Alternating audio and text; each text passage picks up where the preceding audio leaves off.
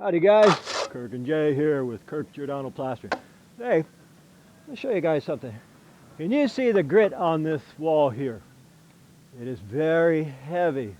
And then you can see all the Humpty Dumpty patterns. What is this, anybody know?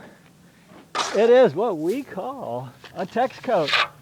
And the fella here called me and said, gee, Kirk, I got a text coat.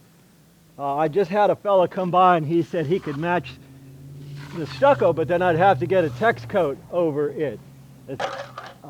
He sent me some pictures and I said, dude, that's nonsense. Why would anybody want to do something like that? What you do is, what I've done, I just went to the material yard. Instead of getting Felton or Ole sand, which is really fine, go to a different place, get some heavier sand, and that'll match a text coat.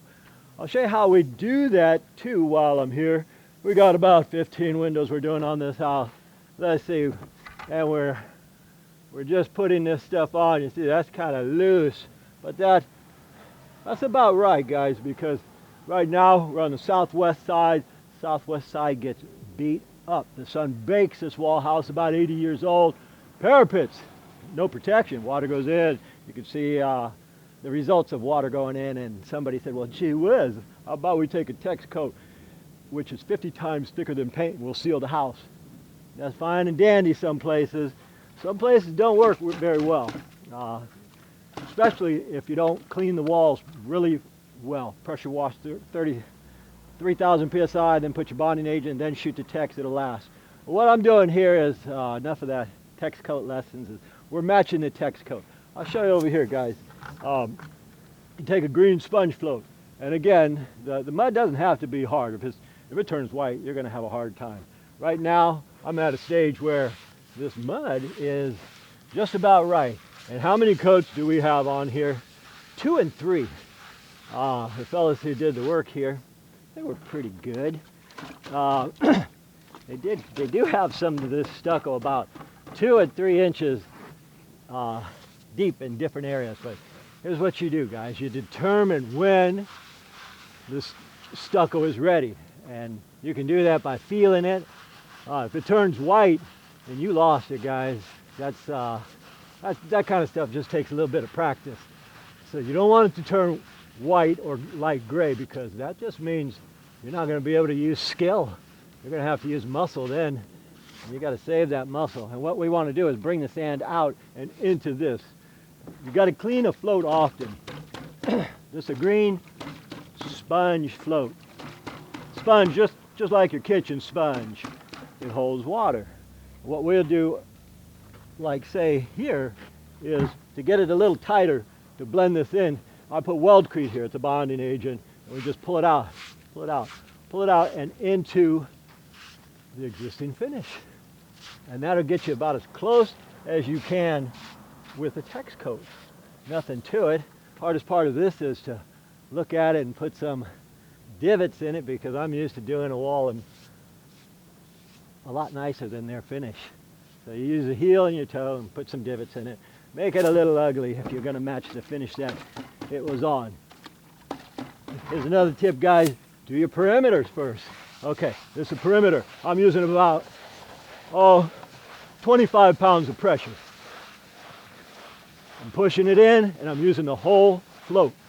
Not the toe or the heel or the tip or the bottom. This is the whole float, guys. When that's full of stucco like it is right here, tap it out again. Tap it out. Then you keep starting from the joint, because this is where a lot of water is. You feel that water. Now as the joint gets loaded into the transition, I keep wetting it. And since I'm sitting down on this bucket here, I'll finish the bottom. Boom. There we go.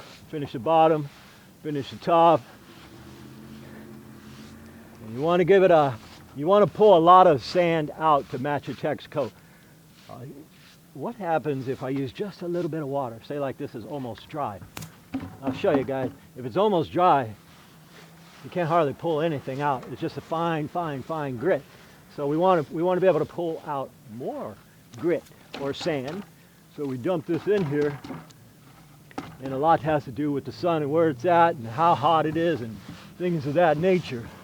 All right, let me get this bucket out of my way. All right, those little finger holes I put in there, I can come right back up.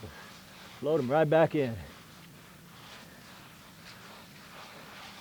See that? More water, then you can get a heavier texture. Because I've seen some tex coats that are mighty heavy. They use, as a rule, they're about like this. But I've seen some where they use concrete sand. And man, those are horrible looking, but I've seen them.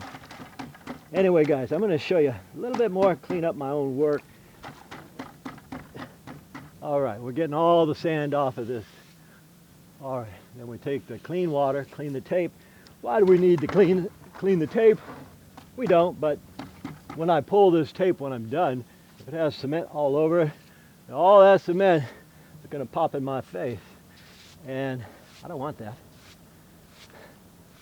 All right, see now I'm floating it in.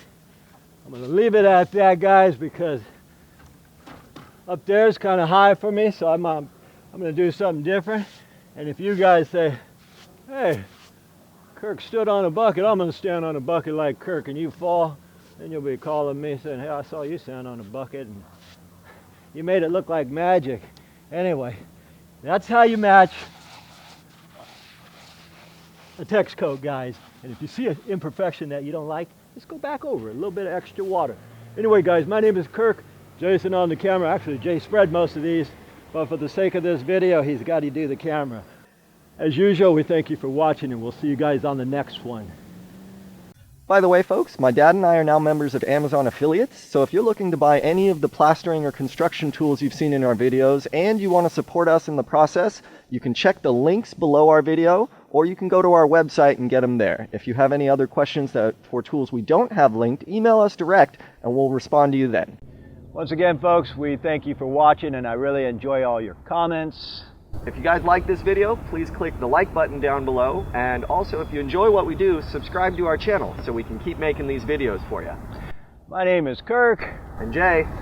We thank you for watching, and from the entire Giordano family, we'll see you on the next one.